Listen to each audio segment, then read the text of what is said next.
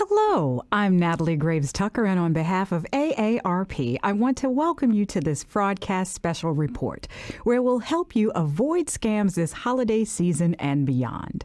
Before we begin, if you would like to listen to this program in Spanish, press *0 on your telephone keypad now. Si usted desea escuchar en español, presione asterisco y 0 en su teléfono ahora. Today, we are going to help you recognize the 3 primary indicators of scams and provide you with examples of how to recognize different types of scams, including bank impersonator scams, grandparent scams, and scams that prevail during the holiday season. We are connecting with thousands of AARP members from across the nation and will be joined shortly by thought leaders who will take your questions live. AARP, a nonprofit, nonpartisan organization with a membership, has been working to promote the health and well-being of older Americans for more than 60 years. And we are in your corner, fighting on issues that matter to you and your family. If you've participated in one of our Tele-Town halls before, you know this is similar to a radio talk show where you have the opportunity to ask questions and get answers from our guests. For those of you joining us on the phone, if you would like to ask a fraud or scam-related question, press *3 on your telephone to be connected with an AARP staff member who will note your name and question and place you in the queue to ask that question live. If you're joining on Facebook, you can post your question in the comments. Hello. If you're just joining, I'm Natalie Graves Tucker, and on behalf of AARP, I want to welcome you to this important fraud discussion, Avoid Scams this holiday season and beyond. Thank you for joining us today and participating in this Tele-Town Hall. To ask your question, please press *3, and if you're joining on Facebook, you can post your question in the comments. Let's get started. Today, we're joined by 2 guests. Liz Buser is a senior advisor with AARP Fraud Prevention, and Karen Morgan, executive council member of the AARP Maryland State Office. Liz and Karen, so happy to have you both with us today. Happy to be here. Me too. Happy to be here. Now let's get started. With the holidays fast approaching, many people are spending money on the people they love. But where money and emotions are involved, criminals are ready to take advantage. In this webinar, we're going to help you recognize the 3 primary indicators of scams. 1, unexpected communication. That 2, yields an emotional reaction. And 3, it involves urgency. We'll also provide you with examples of how to recognize different types of scams, including online scams, bank impersonator scams, and grandparent scams. Later, we'll review some types of holiday season scams and what you can do to protect yourself. We'll conclude with some resources you can turn to if you or a loved one has experienced fraud. As we enter the holiday season, people are beginning to open their hearts and open their wallets. This makes it a prime time for scammers to deceive and steal from unsuspecting people. According to a recent AARP survey, 75% of consumers in the U.S. have been targeted by at least one form of holiday-related fraud. There are so many different types of fraud, it's tough to learn about them all. Many of us know that the criminals are out there, and we want to protect ourselves. Liz, let's start with you. What can we do to be proactive? How can we identify a scam from a real situation? Thanks, Natalie. Many types of fraud follow a predictable pattern. We think there are 3 elements that, when they come together, account for maybe 90% of all scam attempts. An unexpected communication yields a heightened emotional response, and it involves urgency to act immediately. We need to figure out a way that we can all remember that when these 3 elements come together, we should immediately disengage. There are a host of telltale scam signs in most fraud attempts, and we'll talk about those as well. But for now, we're really going to focus on these big 3. So first, unexpected communication. Be wary of any out-of-the-blue contact. Say, for example, you receive an unexpected phone call from a government authority, like your local sheriff's office or maybe the IRS or Social Security. That should raise a red flag since government agencies don't call you out of the blue. And that brings us to the second red flag, that the communication yields a heightened emotional response. Criminals have great success with emotional manipulation. They know if they can quickly get their target into a heightened emotional state, then they've won.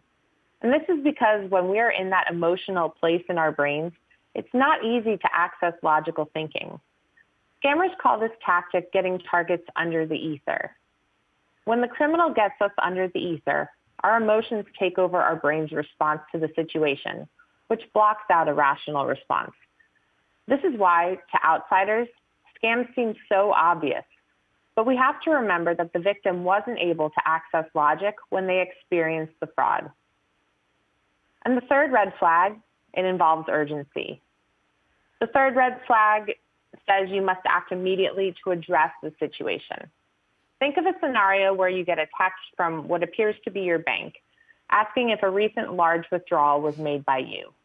You respond no, and immediately get a call from your bank that there is fraud happening in your account, and you need to take immediate action to protect your funds. But be aware it could be any sort of urgency, like you've won Publishers Clearinghouse, $1 million in a luxury car. But the catch is you have to pay taxes up front to claim your winnings, and time's running out. Or it could be your utility company calling, claiming you haven't paid your bill, and they're on the way to cut off your heat on the coldest day of the year. But you can solve the problem by paying the bill quickly. Just purchase a gift card and share the numbers off the back. I see.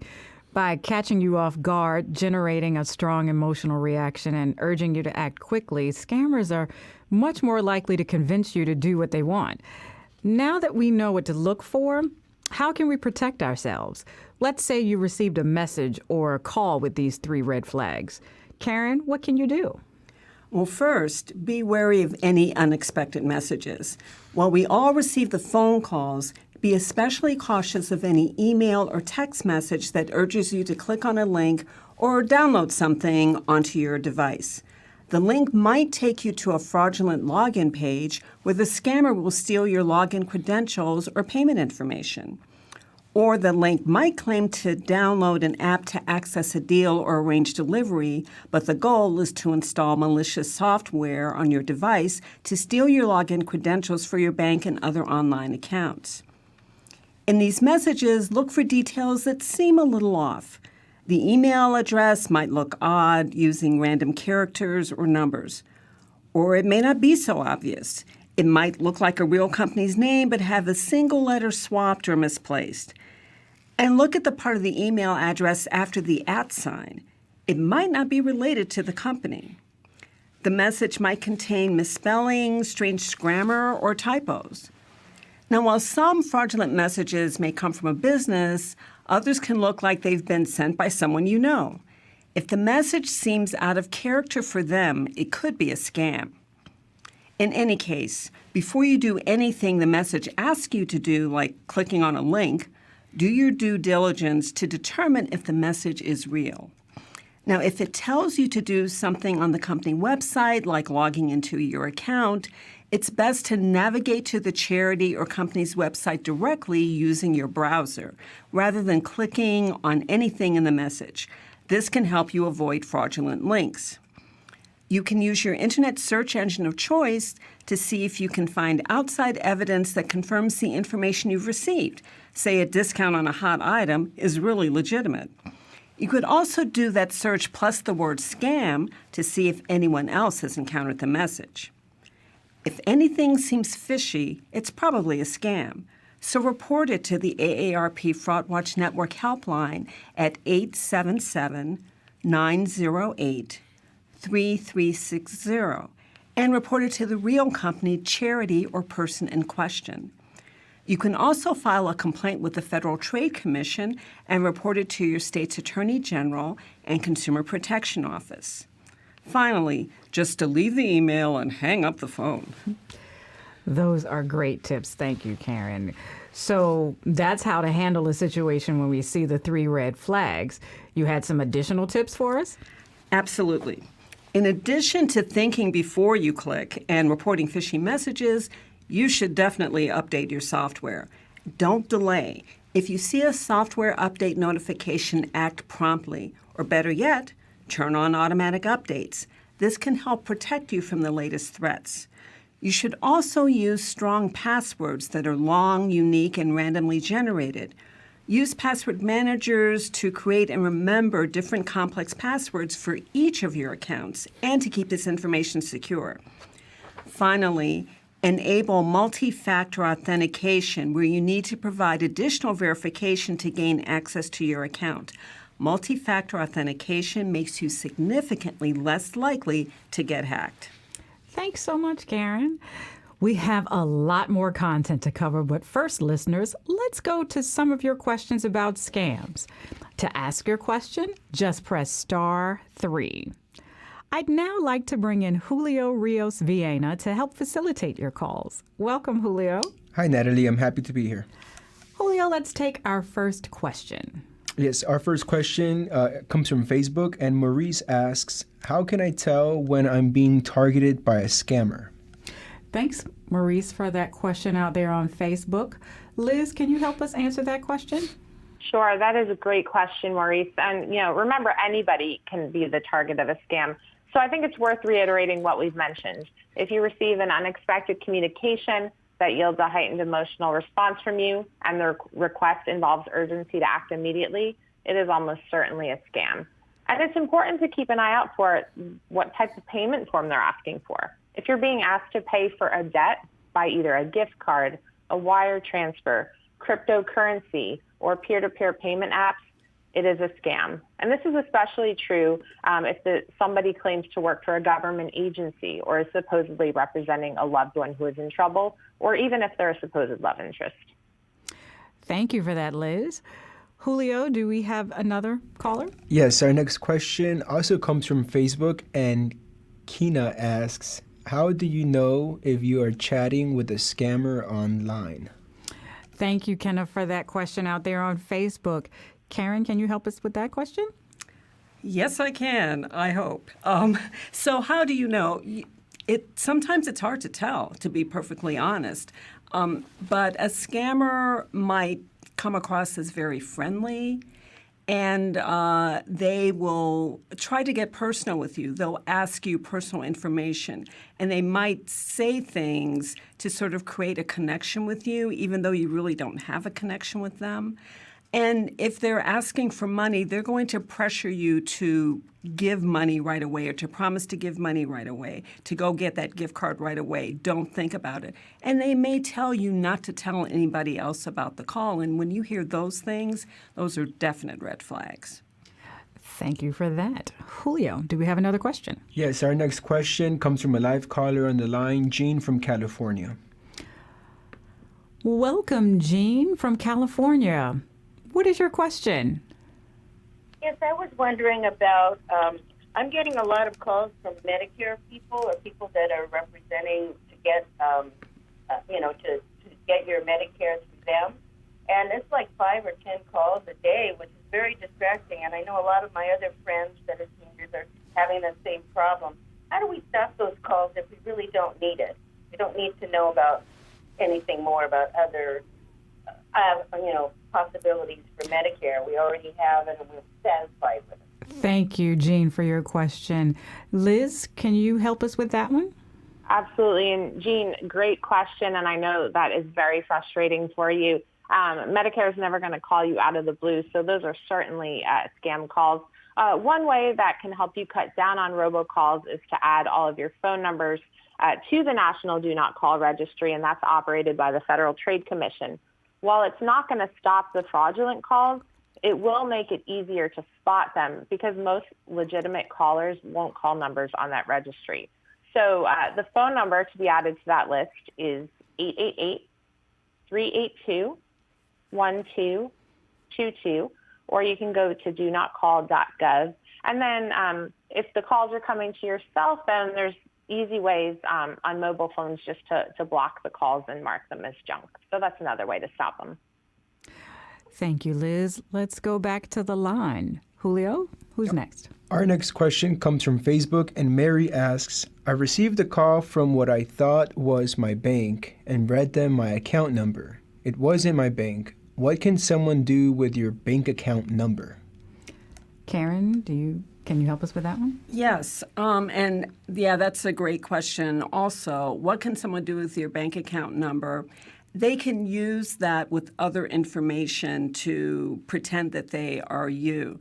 There are times when you're trying to log into a bank account, you may be asked for the bank account number. And if they have that bank account number along with login information, what if you've been reusing passwords or usernames, then it could be easier to get into your bank account that way. And once they're into the bank account, they can start transferring funds or taking funds out. So you want to be careful about that. Thank you for that. Next question, Julio? Yes, our next question also comes from Facebook, and Marley asks, what are psychological tricks that scammers use? That's a great question, Marley. Liz, can you answer that for him? Sure. Well, Marley, the scammers want to use our emotions to their advantage. They're so good at getting targets to believe that they're someone they aren't. Like a government agency, a tech support provider, all of those types of folks. And it can be really hard to understand how, victims accept a scammer's concocted story as true. But the criminals know, and they've known this forever, that the secret to their success is to get us into this heightened emotional state.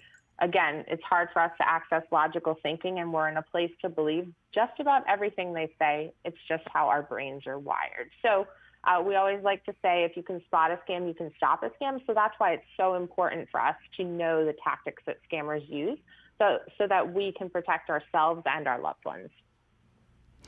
Thank you, Liz. Julio, we have another one? Yes, we do. We have a live caller, Bonnie, calling from Virginia.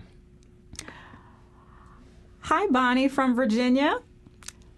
Hello, how are you? I'm great. What is your question? I just received a card on mail, and it says it's the final notice, and it's a gift card voucher worth $500, and it says it's reserved at our main processing center, and it has a phone number called toll-free. Is this a scam? Thank you for that question, Bonnie. Karen, can you answer that? Well, I'm sorry to say it definitely sounds like a scam. There's a generic processing center. This call just came, or this card arrived in the mail out of the blue. It wasn't a gift from someone that you know. That definitely sounds like a scam. I would definitely not call the number. You don't want to engage. And I would just, get rid, shred, delete, throw away the card. It's not, I don't think it's real. I'm sorry to say, but it's not real. Thank you for that. All right. I think we have time for one more question, Julio. Yes, we do. Our next question comes from Facebook, and Cole asks, what is the Fraud Watch Network helpline phone number again? Oh, thank you for that, Cole. Liz, do you have that number again? Absolutely. That phone number is 877-908-3360, and our trained staff and volunteers answer the phone Monday through Friday from 8 a.m. to 8 p.m. Eastern Time. And if you call outside of those hours, you can leave a message and somebody will get back to you. Thank you so much. And thank you all for your questions. Thank you, Liz and Karen, for answering the callers' questions. We'll get back to the phone lines in just a moment. We've discussed the 3 red flags that indicate a likely scam, which brings us to a common scam to keep an eye out for: bank impersonation scams. Liz, can you explain what that is? Of course. It's going to start with an unexpected message, like a phone call, a text, or an email from what they claim is the security department at your bank. They'll warn you about an urgent problem with an account or a recent or unusual transaction to yield an emotional reaction from you. You may immediately receive a call from your supposed bank, or they'll urge you to call a number or to click a link to resolve the issue, and then any number of steps could happen next. They could involve requesting remote access to your device, or they may ask you to share a code that you will receive by text. But that code is likely your actual bank issuing your multi-factor authentication code, which Karen mentioned earlier, to prove that it's you accessing your online account. By sharing it as they ask, you've allowed them to access and wipe out your account. The Federal Trade Commission says that the most common tech scam in 2022 involved impersonating banks and that tech support scams continue to be among the top fraud reports. So, Karen, what can you do if you think you're being targeted by bank impersonation scam? Well, first, remember that reputable banks will not contact you out of the blue via phone, text, or email and ask for sensitive information. Even if your caller ID says it's your bank, don't trust it. Scammers can make your caller ID look like the real thing. Likewise, no tech support will call you, text you, or email you unexpectedly. Also, never provide sensitive information in response, including login information, your username or passwords, account numbers, PINs, your social security number, or your birth date. And finally, remove yourself from the situation. If someone claiming to be your bank calls you, hang up. Contact your bank in a way you know is genuine.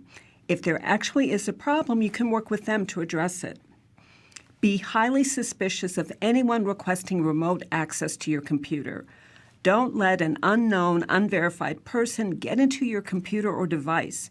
Hang up or disengage if they ask you to download and install an app to allow them access to your computer. And if you're concerned about malicious software, take your device to a reputable shop for help. Thank you. A compromised bank account is a situation that scammers use to invoke fear in their targets. But scammers take advantage of all sorts of strong emotions, both negative and positive, right? Can you give a couple of examples of scams that rely on strong positive emotions, Liz? Sure, Natalie. You may receive an unexpected message that you've won a prize or have a limited time offer for a deep discount for something like a stay at a resort. The elation you feel at having won something can cloud your judgment just as much as fear can. Here's another example. Grandparent scams rely on both positive and negative emotions. The positive is your love for a family member or a friend. The negative is that they're in trouble and need urgent help. Again, these follow the 3 red flags pattern that we've been discussing. You may get a phone call or a text, often late at night, from someone claiming to be your grandchild, a close relative, friend, or someone who knows them. They'll pepper in real details about the person that are taken from their social media account to make it sound even more convincing. And this message will evoke strong negative emotions by trying to convince you that this person is in some sort of trouble. They may ask you to send money to help pay for bail or to settle a civil lawsuit.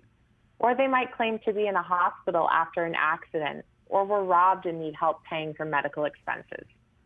Whatever the issue, they'll urge you to send money immediately in a way that would be hard to recover. So it might be a gift card, cryptocurrency, peer-to-peer payment app like Venmo or Zelle, wiring money, or even cash that someone will pick up. Every year, there are thousands of reported incidences of this type of scam. And since this scam follows the now familiar pattern, the tips to avoiding the grandparent scam are similar. Be skeptical. Don't rush to do what they ask. Remove yourself from the situation and confirm the details on your own. If you receive a phone call, don't provide any information. Don't say anything. Just hang up. And then call the person they claim to be or someone who knows them. Try to confirm whether anything you heard is true. And if they claim to be law enforcement or someone official, hang up and call the relevant agency to confirm their identity and the truth of what they were saying. Liz just spoke about the grandparent scam and how frightening that could be for anyone involved. Karen, you had some additional thoughts on that? Yes. Many of the scams we've discussed here can be perpetrated using social media. So since some of the most convincing aspects of this scam are the real details taken from social media accounts, you can update your social media account settings to help prevent this sort of thing. Set your profiles to private so that only your connections can see your content, and encourage everyone you know to do the same. This will limit the number of details scammers have to work with. It's also best to only accept friend and connection requests from people you have already met and know outside of social media. If someone you don't know reaches out, wanting to be friends or claiming to have a great opportunity, disengage. Report them to the site and block them. You can use reverse image search to see if their profile image is a stock photo, which indicates the account is likely fake. Also, think twice before taking a social media quiz.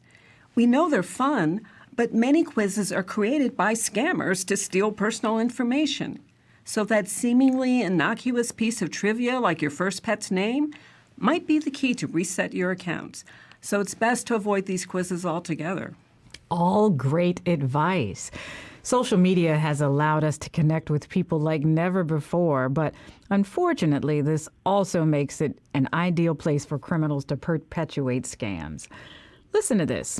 According to FTC data in 2022 alone, the Federal Trade Commission received 163,000 reports about scams that started on social media and which cost consumers a total of $1.2 billion.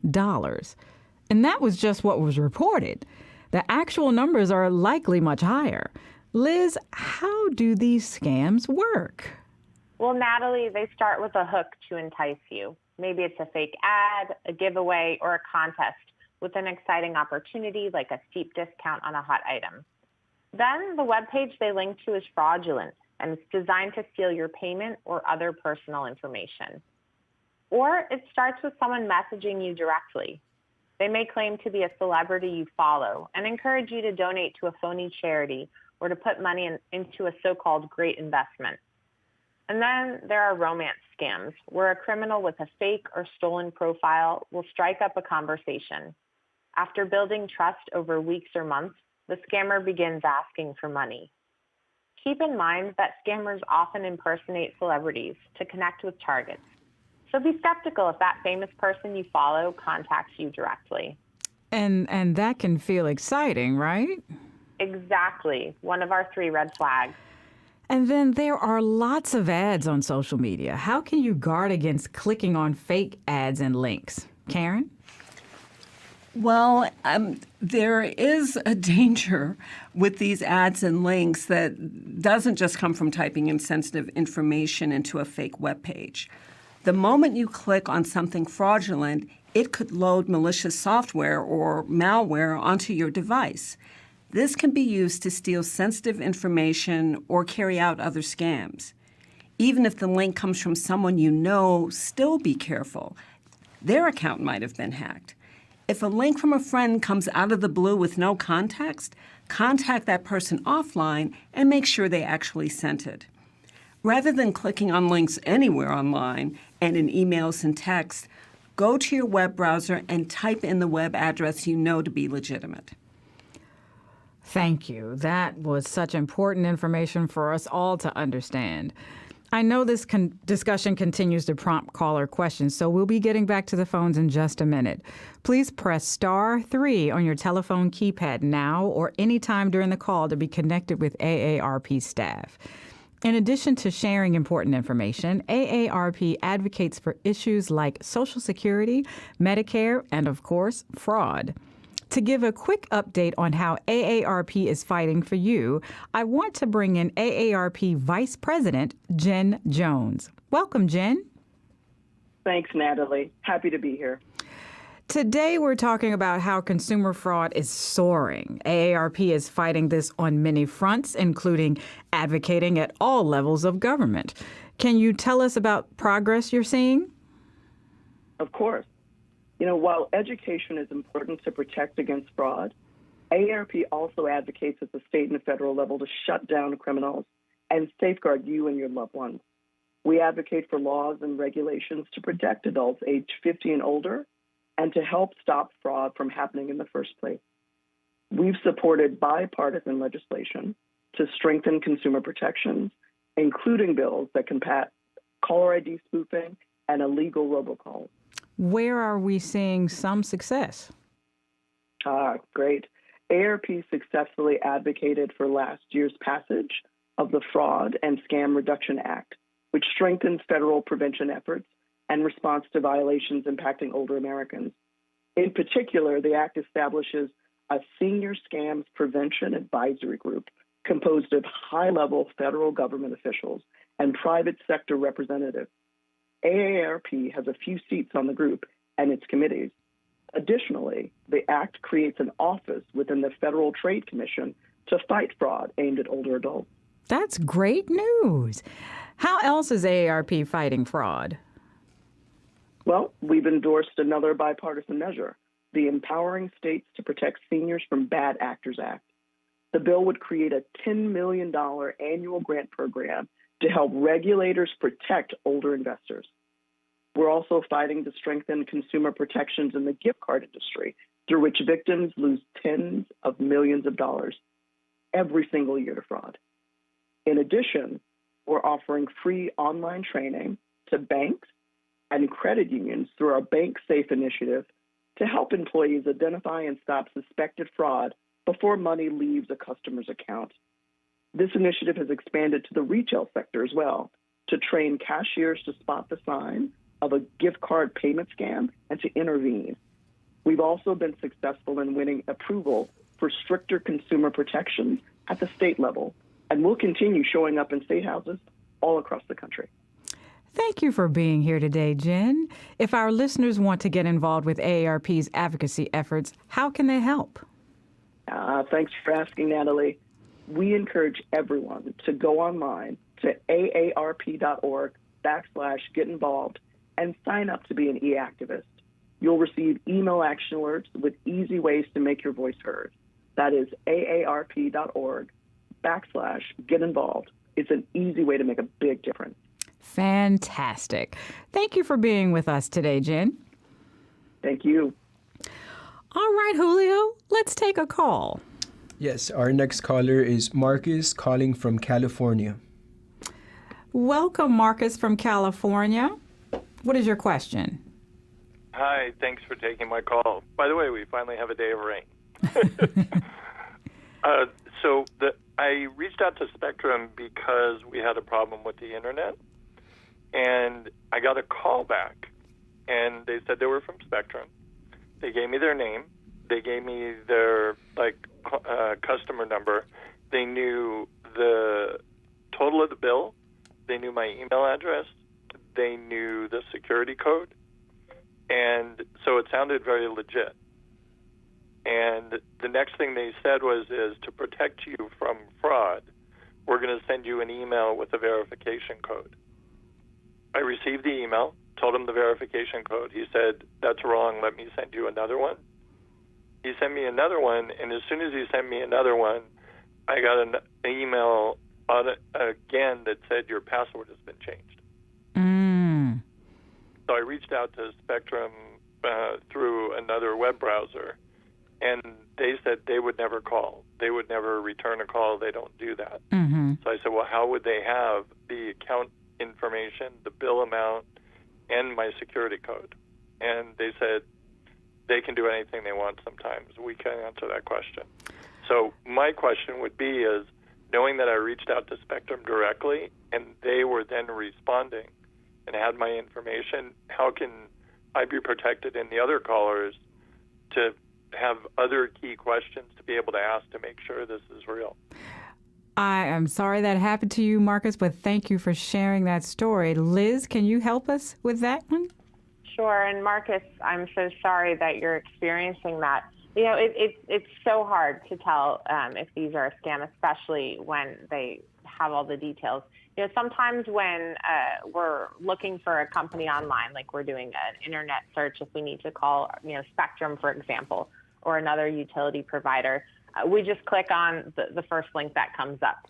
Well, what scammers can do sometimes is they will, pay to have, the fake advertising in the search engines. So sometimes the first link you click on, while it looks like maybe it's Spectrum or whoever, it's actually an ad that scammers have put up there. So the best way to verify whether you're calling the correct number is to just, do your homework or check out legitimate websites like AARP or the Federal Trade Commission or others, or just keep scrolling down in your browser to see so you can ensure that you're clicking on the right link. Another way, too, is, if in your case, if you had one of your Spectrum bills look up the phone number there and give them a call.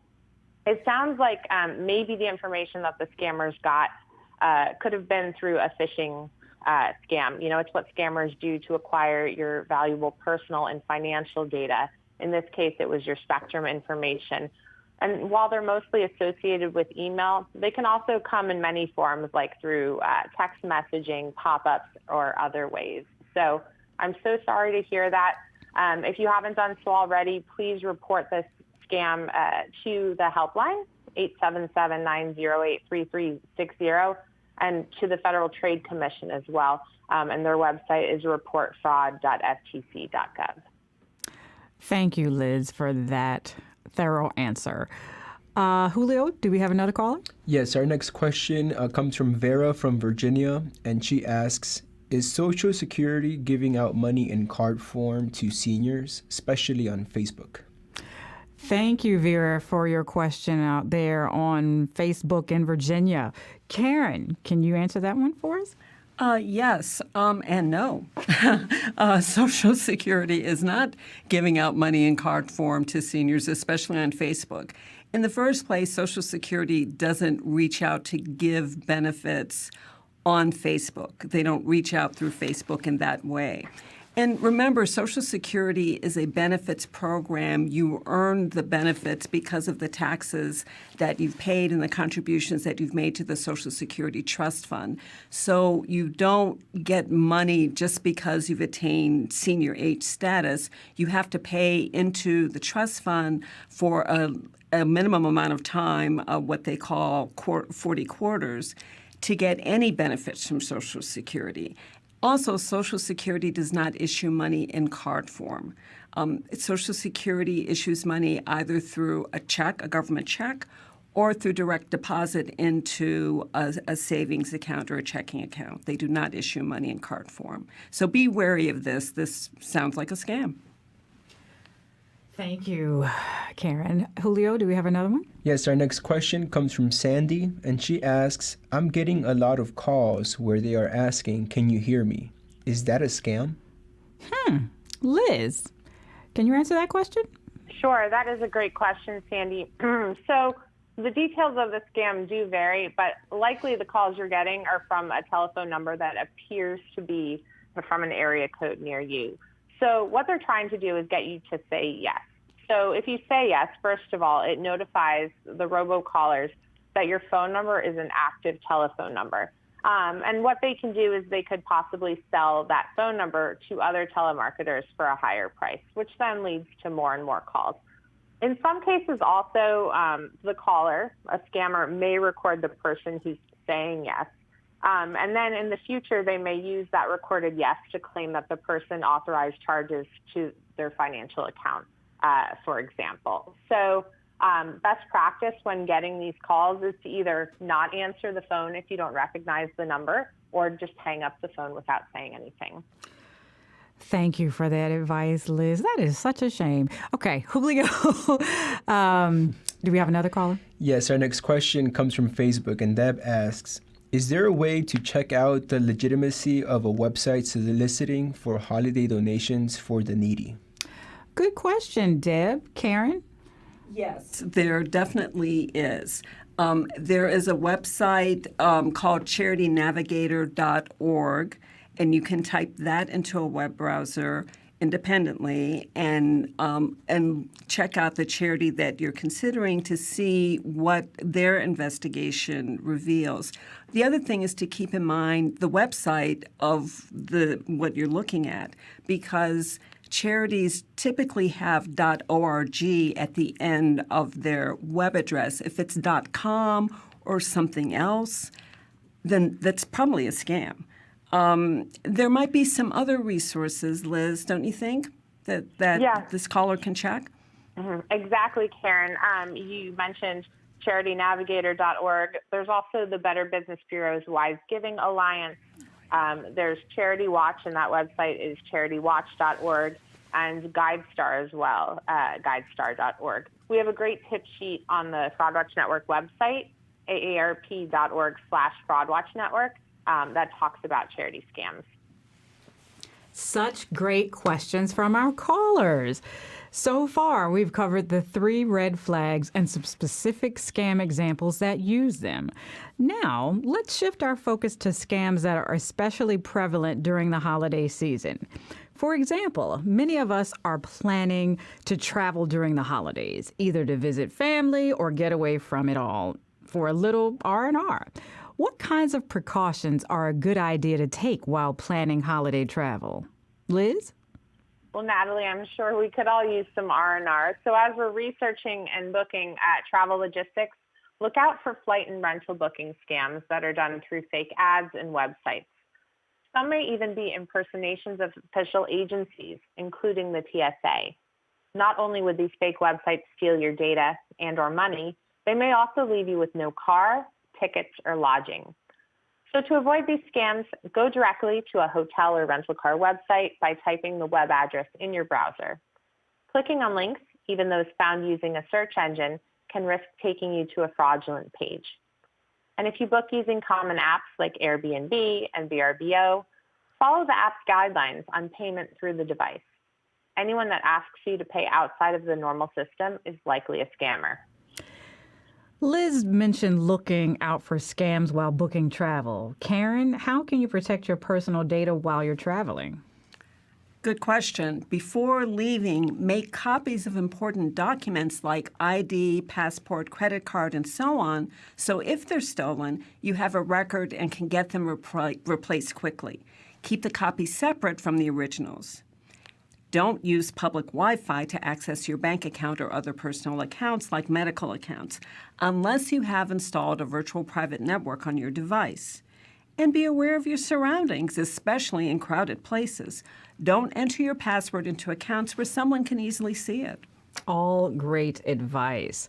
Now, during the holidays, people are also feeling perhaps a bit more generous than usual. In fact, I saw that 1/3 of all charitable giving is done in December.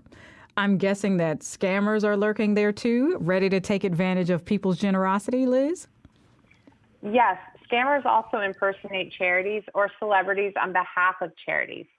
Be on the lookout for the 3 red flags. Again, that's unexpected communication, appeal to strong emotions, and pressure to give. Unexpected communication might start with an unsolicited email, a text message, or a direct message on social media. Be aware that some scammers succeed by mimicking real charities. They might even create official-looking emails and letters, as well as websites with names similar to real charities. Others may impersonate a celebrity or an account you follow on social media. However they reach out, they'll say they represent charities for causes near and dear to your heart. It may be veterans issues, relief for recent natural disasters, or support for children and animals in need. And then, once charity scammers have your attention, they'll pressure you to give. They'll say there's an urgent need for donations and may even pressure you directly. They may even try to get you to provide sensitive information, like your banking account or social security number. Often, scammers want you to send money through unconventional means like gift card, wire transfer, cryptocurrency, peer-to-peer payment app, or cash. But they'll also use the same crowdfunding functions on social media and other websites that real nonprofit organizations use. This feels especially cruel. How do you tell the difference between a real charity and a scam, Karen? Well, a real nonprofit organization will never tell you to pay via gift card, and they'll provide you with a receipt for your tax-deductible donation. If they can't provide you with an explanation for how your donation will be used or a receipt for your donation, it's likely a scam. Keep in mind that most charities have a .org website, as we were discussing just a minute ago. So if someone directs you to a .com website with a legitimate charity's name, it's likely an imposter site. You can also check the organization's nonprofit status and its rating at charitynavigator.org. That's good to know. So we're donating online, we're booking travel online, and naturally, we're doing our holiday shopping online. According to an AARP survey, more than 1/3 of consumers aged 50 years or older have experienced online shopping scams. What are some of the tactics scammers use to target online shoppers? What can we look out for, Karen? Well, look for offers that seem too good to be true.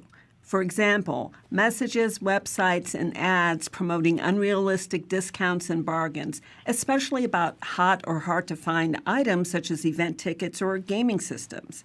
They'll urge you to click on a link. As we've discussed before, don't click.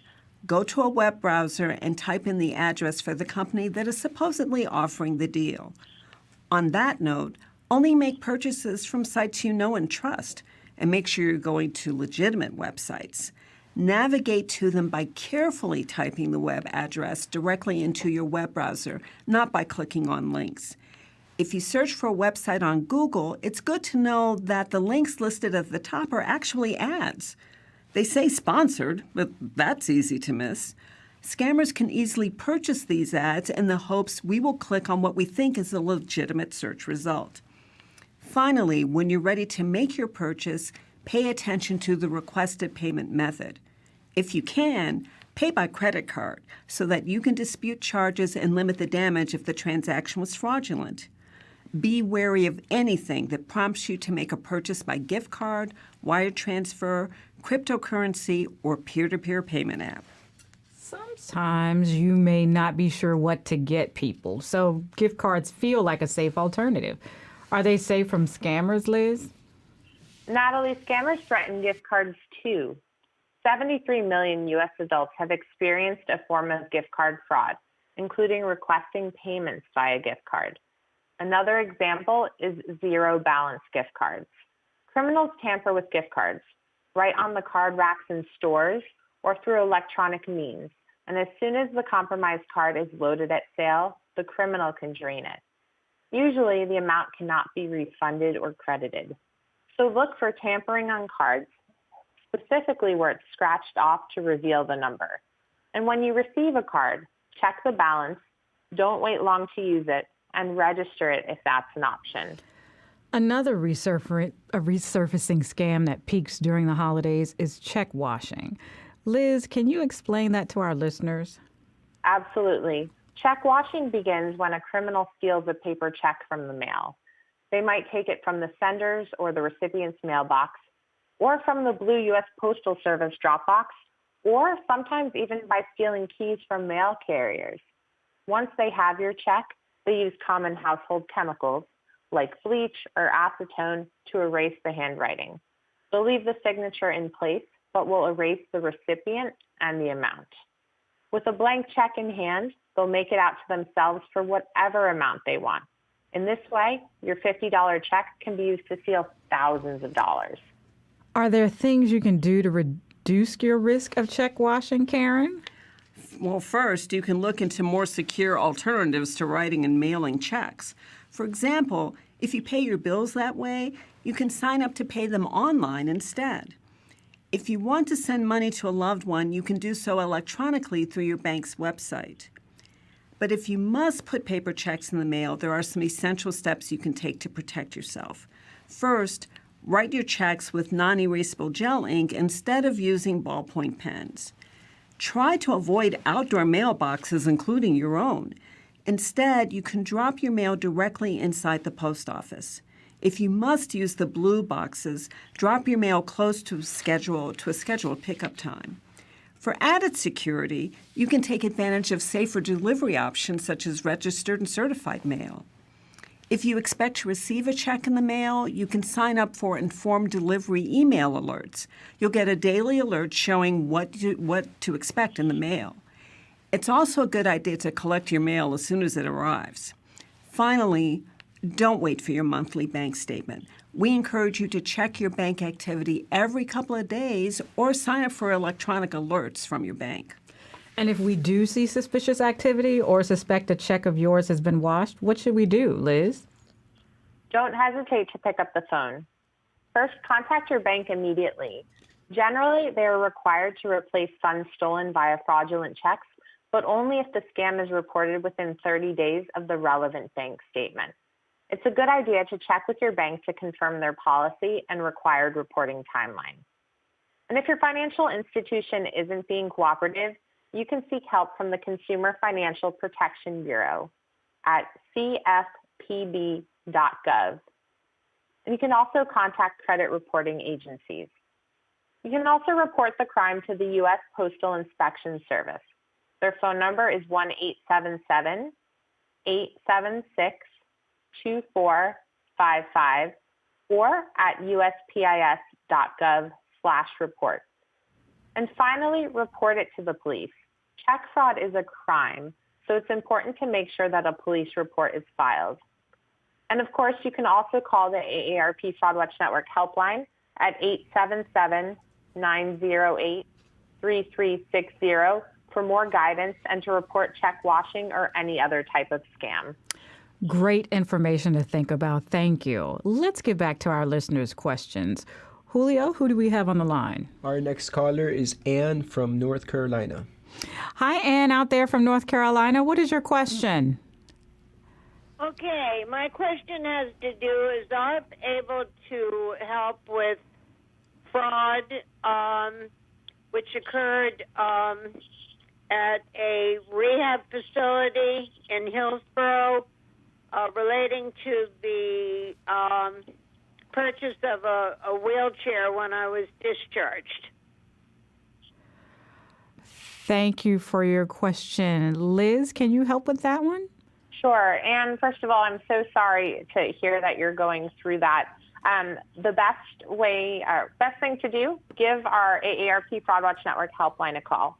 Again, that phone number is 877-908-3360. Say you want to report a scam, and then one of our trained staff and volunteers will provide you with one-on-one support. They will take down the scam and provide you with resources, phone numbers and whatnot that you can reach out to report it and to get this issue resolved. Thank you, Liz. Julio, do we have another one? Our next caller is Jean from California. Jean from California. What is your question? Okay, I've already asked my question, and the gentleman said he'd get back to me. It's about tap cards, the debit tap cards. How do you protect yourself if you leave one in the machine? Anybody can get it and tap it. Thank you for that question, Jean. Karen? Yes, and that is definitely a problem. And if that happened to you, I'm definitely sorry to hear that happened to you.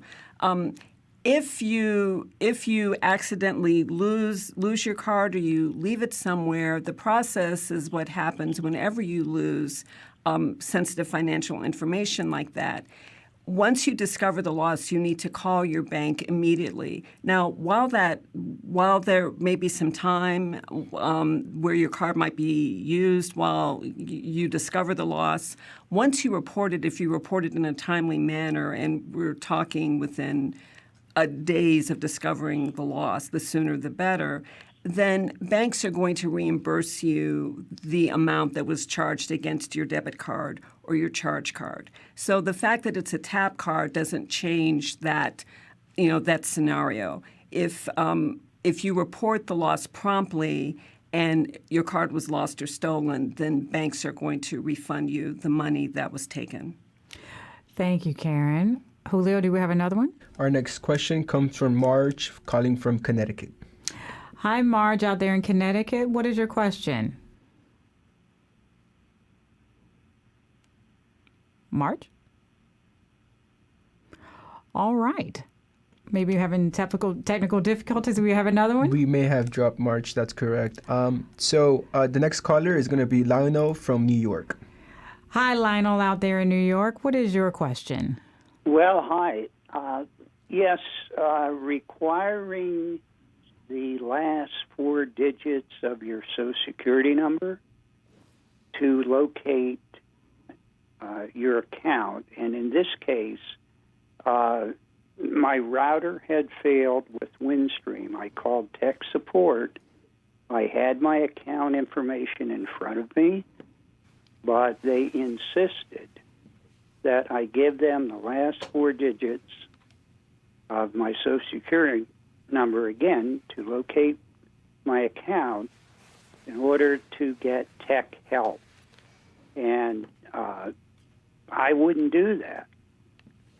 So I found out there is a local office downtown Jamestown, and they eventually supplied me with a new router, which I installed.